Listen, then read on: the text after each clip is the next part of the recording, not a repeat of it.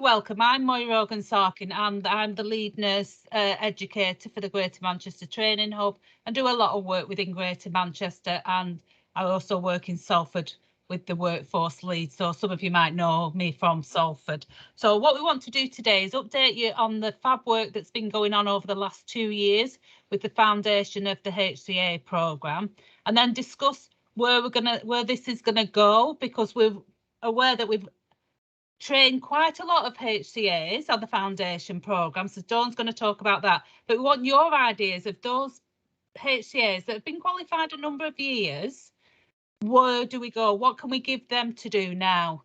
So over to Dawn, who's going to go over how many we've trained and where they're going, and then we're going to ask you loads of questions so you can participate. So please bear with us, Eve and Karen. We are trying to move you. Okay, so my name's Dawn O'Brien. I am the manager of Haywood, Middleton and Rochdale Primary Care Academy, and I also do a lot of work with Greater Manchester Health and Social Care Partnership around Kickstart, healthcare support workers, workforce development and other things. So I'm not going to bore you to death with slides and everything else, but basically we set up the foundation programme, and it was to raise the profile of the healthcare support workers, increase the number of sorry, I think we've got quite a few people now saying they're in the wrong groups totally.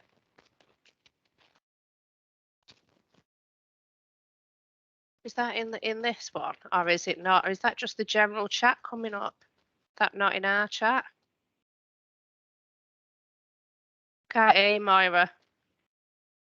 That's a first. I think we're getting general chat as well as ours. Oh, that was putting me. I do apologise, everyone. It was putting me right off. I could just see things I can coming see up. loads of it pinking up. Yeah.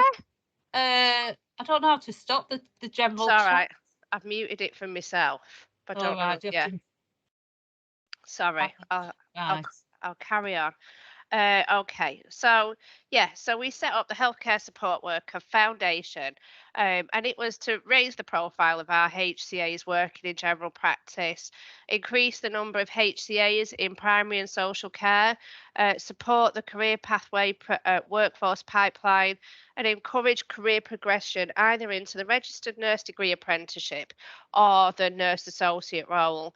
Obviously, you all know that the registered nurse degree apprenticeship, that offer, it's still there, but there is no backfill for that role any longer. If anyone wanted to go on and do it, HCE have tried to find more funding, but there isn't anything available. There is still backfill funding though available. I think it's £4,000 a year for those that want to go on and do the nurse associate programme. And we started this, it's not been 2 years, I think it's been just over 18 months that we started. But those that could apply were all of the staff working in primary care. So whether you're a current HCA or a phlebotomist, or you were a reception administrator and your manager was happy to upskill you, that is what we were there for. And at the time, we sent out, and we were basically commissioned to look at just offering phlebotomy and sort of basic observations. So we were doing hypertension, urine dipstick analysis, and blood pressures and other things. So we'd done that, and that's what we were set up to do. However, it sort of gathered pace, and because of COVID, things came to a little bit of a halt, and we're trying to get everything back up and running. So we did start off doing some HCA forums that originally were well attended, but then sort of phased off again due to the fact that we all got pulled into COVID work. We were doing clinics and other things. But the amount of people that registered at the beginning was fantastic. And the programme originally, as I say, was 6 months. It was around phlebotomy, basic observations, hypertension, some long-term care, long-term condition skills. And then we've had staff that have gone on to do the care certificate and the functional skills. And then we've supported people into either the level 3, the TNA, or the registered nurse degree apprenticeship. There is no cost at all to your own practice, so you don't need to worry about costings. If anything, there is backfill for some of the parts that you're going to do. So you can see for the next few months now, we'll send this out. So we do have a plan of training up until October. So we've got things such as phlebotomy again, hypertension, introduction to level 5. So for anybody who's considering doing the nurse associate course, we've got the care certificate level 1 and level 2. We've got dementia. We've got mental health awareness, chaperone training, sepsis, INR checks, recording a peak flow, understanding bloods, palliative care, and motivational interviewing, all that's coming up on offer over the next 12 months for those that are interested in the programme. We do have to say, though, with the introduction of some of the digital work we're going to be doing, it won't be a hop on and hop off. This is made to look at you developing your skills as a fully rounded HCA to enable you to go on and do further training once this is finished. So I think that's my little bit finished. Oh, so just let me go through the numbers we've had. So far, so this is going through to September 2021. So we'd started sort of beginning of December, January 21 we started up until September 2021. The level 3, we had 12 who've gone on that.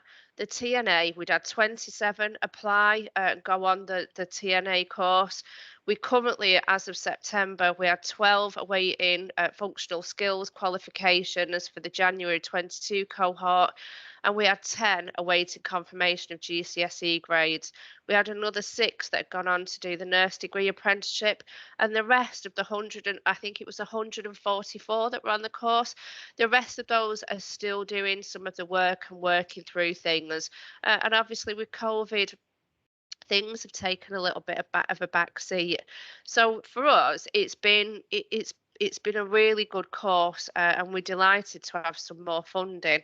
So on that note, I'm going to pass you over to Moira so she can sort of see what it is you're looking at in the future. Moira?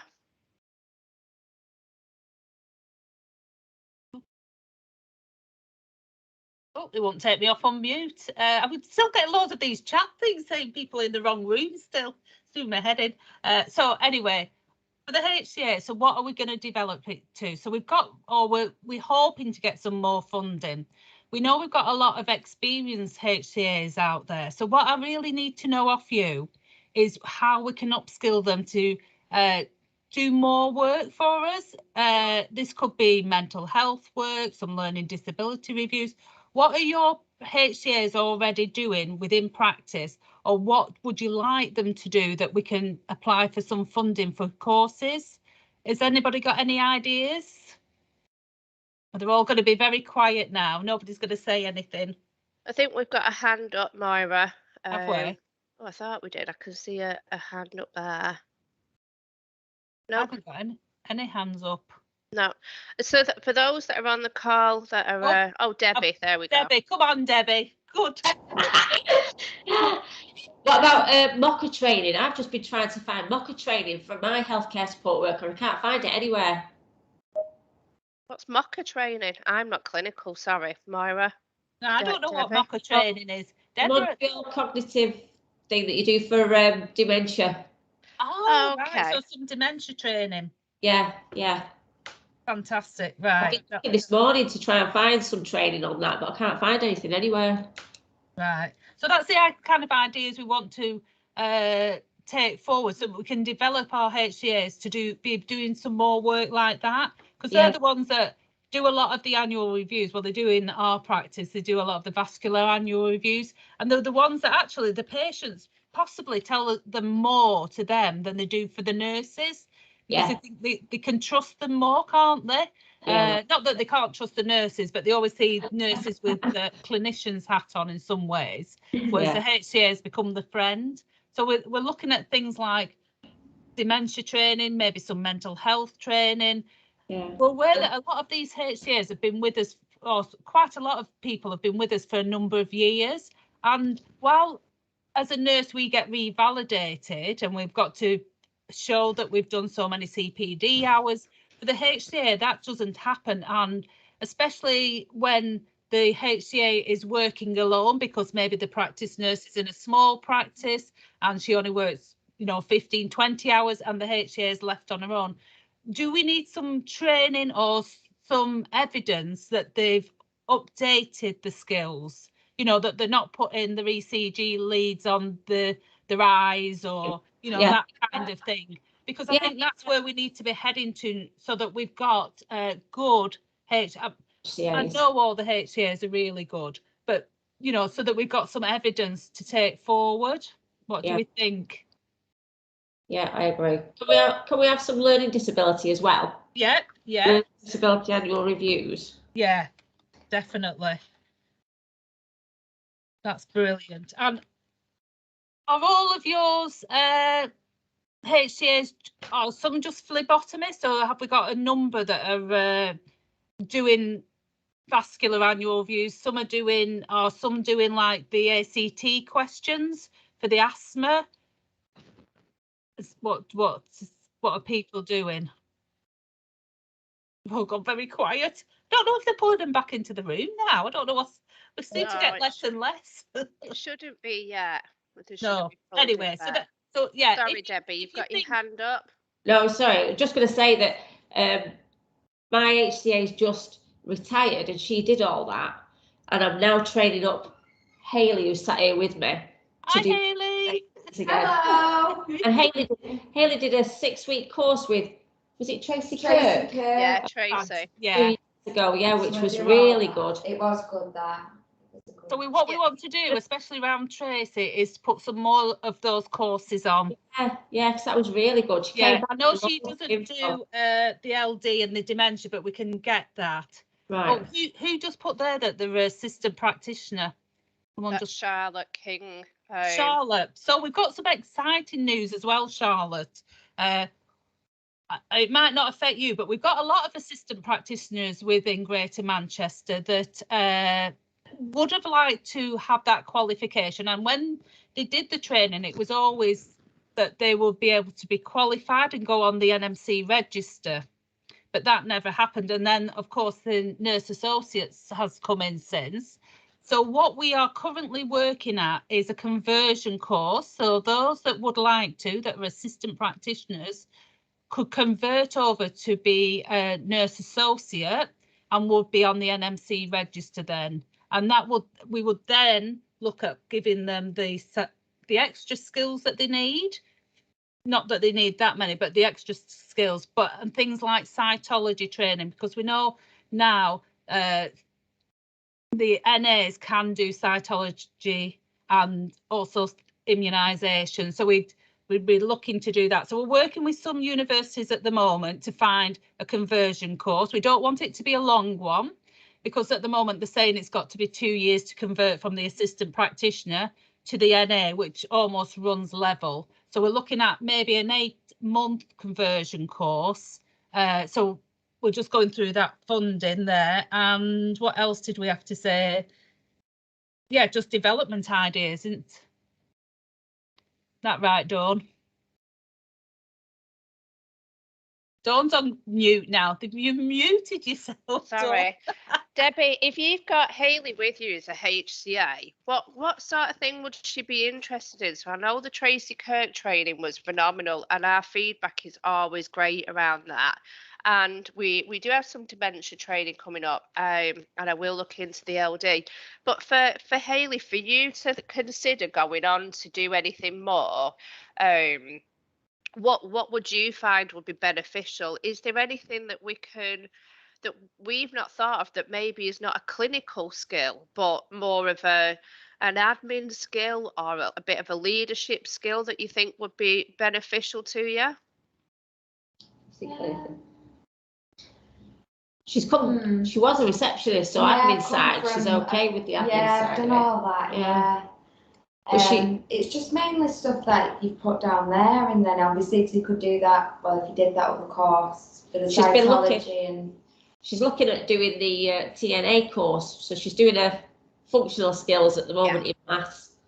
So hoping once she's done that, she wants That's to look at the fantastic. TNA course. Yeah. And that was the idea of doing the foundation course, that we can you can go on to upskill yourself, so that it'd be a career ladder for you. You wouldn't just, you know, if you wanted to be a HCA all your life, that's fantastic. For those people that wanted to develop, that's what we wanted to do, develop a career pathway so we could move up.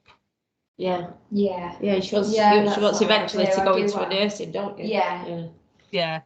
And that's the TNA is an ideal route, because it gives you, like me, I couldn't do dissertations now or anything like that. You know, I'm just too old for that kind of thing. But if you've not been in the university for quite a number of years, to start doing that again and to write essays and things is really difficult. Whereas if you went the NA route, it very gently puts you into the university setting, and then you can go on to do your registered nurse degree. So it's a great way. And from the NA, you titrate onto the second year of your registered nurse degree, so you miss your first year out. So it's about the same as if you just went straight to do your registered nurse degree. So it's a great way to do it. Yeah.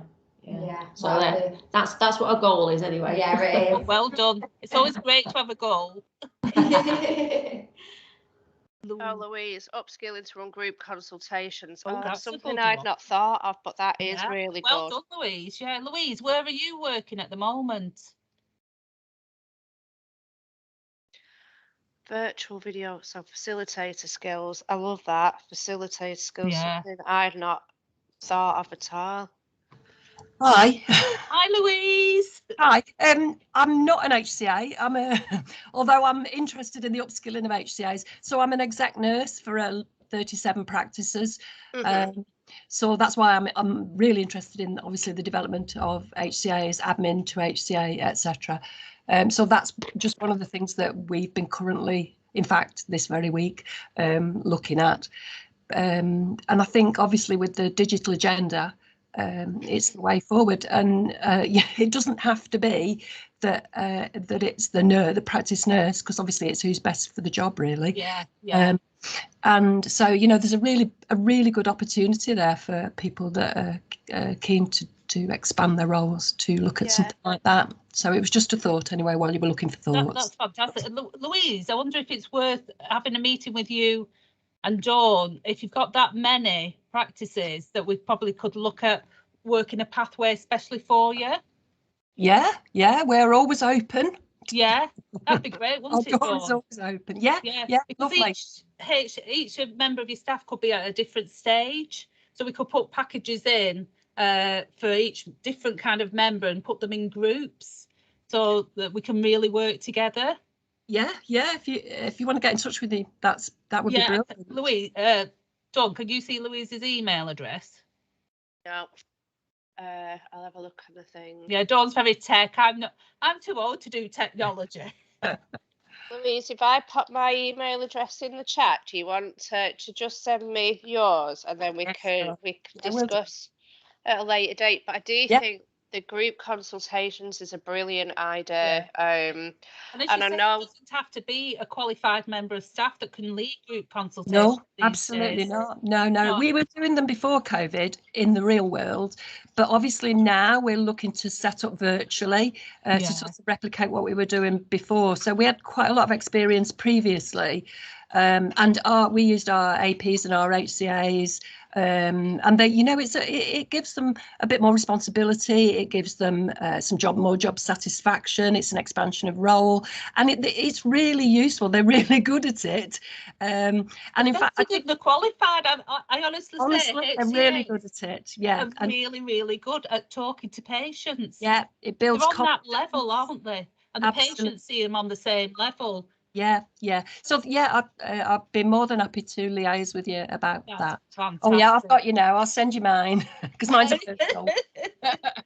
All right, thanks. Oh, thanks, Louise. Has anybody else, got that same kind of any staff that they want to discuss? Because either Dawn or myself will be happy to have meetings with you. Especially around staff specifics. If you've got one member of staff that you think actually they'd be really good at, doing the TNA program or going on a HCA program, we're happy because this meeting's a bit difficult sometimes to put your views across, but Dawn and I are always happy to have a chat over the Teams. We're very Teams orientated now, aren't we? I know we are very Teams orientated. Yeah. I think the other thing I'd like to bring up is around the HCA forums, and I know that obviously we've got a few HCAs on today and the assistant practitioners. Well, thank you, Louise. I've just got your email. But for the HCAs, I think the nurse forum is great for everybody and for the assistant practitioners. But for the HCAs, I would like, so when we set up the foundation course and we had some of the HCAs attending our forum, it was well attended until COVID sort of come back to bite us in the backside again. But is that something that we feel we could push out to our HCAs so we can put on speakers and updates? We can discuss around, you know, not to be worried about functional skills, what support is there, the support available from the colleges around doing the level 3, from information from both universities around the NA courses. We can discuss things, Louise, such as the running of group consultations and all that sort of thing. And I do think it would be really nice to get to get our HCAs to have their own. Is it that we think this forum is enough, or is it too much for HCAs? Is it that HCAs would like their own forum, and is it that it runs monthly, bi-monthly, quarterly? What is the best way of us setting that up and spreading the word, really? Anyone? Oh God, were I on mute then? Oh no. Let's check. That'll be a first, Dawn. You muted. I know. Oh, Charlotte, so Tameside and Glossop now have once a month. Is that a HCA forum? I'm assuming it is. I wonder if Jill Pilkinson's running that then. Charlotte. Oh yes, so it's a HCA one and it's once a month. We don't have any. We don't have anything in Bury. Nothing at all. So I think, would you like it per Hayley locality, or do you want a GM one? What does people think? Would you like a GM or a locality one? I know Jill's doing one for T&G. What do people think? Yeah. GM one. GM one. Then you get to know what everybody else is doing, don't you? Yeah. I think a GM one would be much easier, so I can link in with Jill Pilkinson and see what topics she's got on hers. And is it the Tameside want to join in with that GM one? Because I don't think there's any other areas that have a HCA forum, is there? And I think, and we can get speakers, as you say. We could do like a diabetes, you know, just an update for half an hour, whatever the latest topic is, so you're getting the latest updates. Okay, so we want forums. We want a GM specific forum with different speakers. And I'm going to speak to Jill Pilkinson. And are we looking at having that sort of bi-monthly? Do we think that's the better way, or are we going to go for a monthly one and see how it goes? Does anybody have any sort of preference or thoughts on how we run it? Well, at the moment, the HCA one you do, Dawn, is that monthly or bi-monthly? It's bi-monthly, the one that we do for those on the foundation and how long course. Is it? It's only been, to be honest, it's been more of a catch-up rather than a forum, you know, so where they've been telling us things and bits and pieces. We do need to, so Hayley says monthly, they think a monthly one. It's not, yeah, I suppose because COVID has played, we've cancelled stuff, and then staff have been in meet, you know, they've had to be pulled in to cover for other things. So we all know a lot of our HCAs will go and cover reception and admin duties, and because of the fact we've had people isolating, thanks Charlotte. Yep, Charlotte said monthly as well. It's been very difficult to pull people together, where I think we really now need to be shouting from the rooftops, this is what we've got available, and for all our HCAs out there, and for them to be spreading the word amongst the other practices and the HCAs that we know, because unfortunately, you know, we never as much as we try and badger our workforce leads and other people and our practice managers, we know that those messages don't always go out. So if that can go out to our workforce leads, our practice managers and our nurses to pass on, because those are the email addresses that we have rather than our HCA email addresses currently. Myra, would you agree? Yeah, I think that's a great idea. And it is about that networking and making connections and just reassurance that, you know, you've had a crap day. You know, everybody has crap days at work. We know that. But it's that other people are having a bad day as well. And you can say, well, yeah, and this is what I did. And hopefully things now are beginning to open up a bit more and we'll be able to meet up, even though we'll do the teams, maybe every 6 months, maybe we can have a meet up one, Dawn. Yeah, that's absolutely fine with me. Yeah. And we can put a pickle onion and a cheese stick on. Her pie. Oh, yeah, we love a pie and a sausage roll, don't we, Myra? Yeah, we're a bit partial to pies and sausage rolls. Yeah, oh yeah, Louise, we do. And I know, yeah, Louise, that is a pie. Whenever Myra comes here to work, we go to a particular pie shop in Hyde. No mention, Miss King, of where we go. But yeah, the best pie shop in Hyde we go to get our pies and sausage rolls. And we do a lot of work in the garden, yeah, like Downing Street. Yeah, maybe that is what we should. Yeah, Boris, I bet Boris wanted one of your pies. I know, yes. Is there anything else that anybody feels that we're missing around our healthcare assistants, and what more?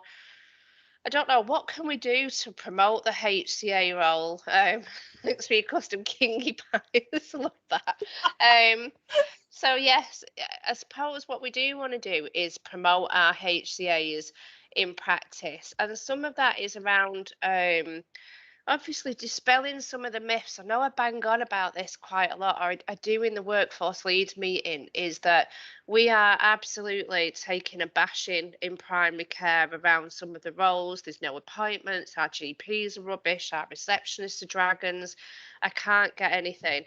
We do want to dispel some of those myths, but we also want to encourage people into those roles. And obviously we've had Kickstart, and we're doing social media around that, and we're going out to video the Kickstarters. I know that Tameside have got a couple of great videos out, but at the same time, for those that have been doing the foundation program, because of COVID, we've not been able to come out and do stuff.